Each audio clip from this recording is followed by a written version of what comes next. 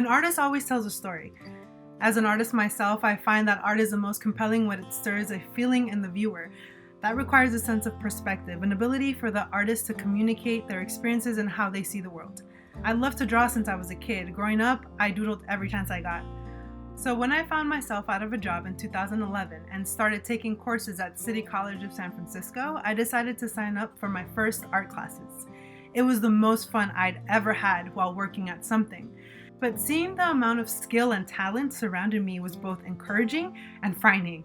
I came to two realizations. The first one was that really good artists often lived a tragic life, had a tragic death, didn't get famous till they passed away, or sometimes all three. The second one was that there was no guarantee I'd become a successful artist.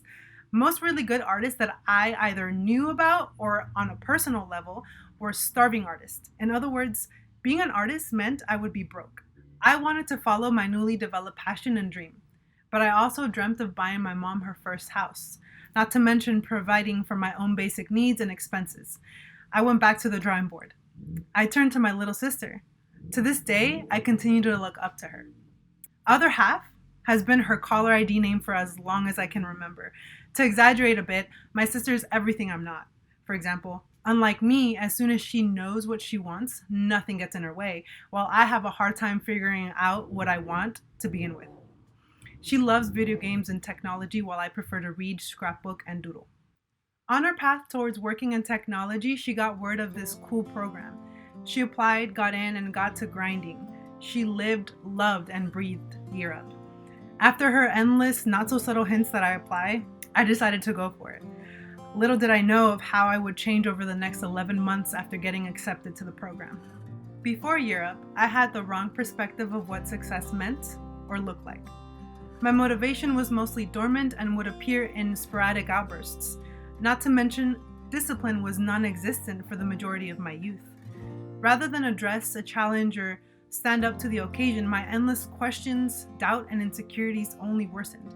I was afraid of public speaking, and my tardiness often cost me opportunities.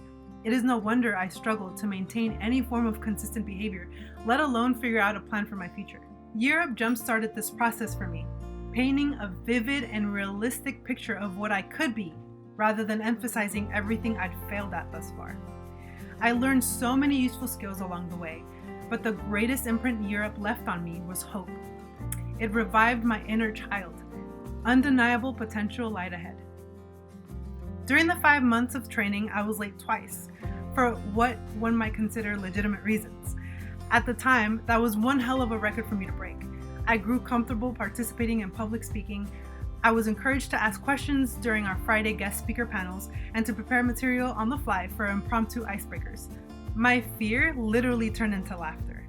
Up until that point, I could count on one hand the things I was truly motivated for. But cowardice and resentment had no place in my new setting.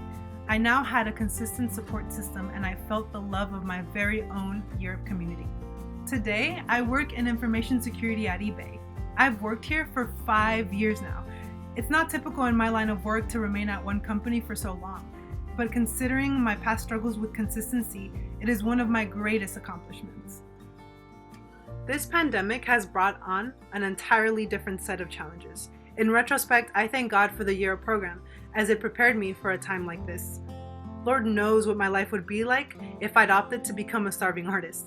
Now, not only do I still have a job, but I am able to work from home until the end of the year.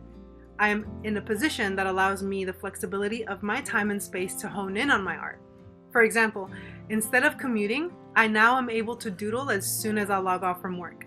Not to mention, my job pays well enough that I can support my mother while she is jobless due to the pandemic, pay my own bills, and buy myself some fancy art supplies.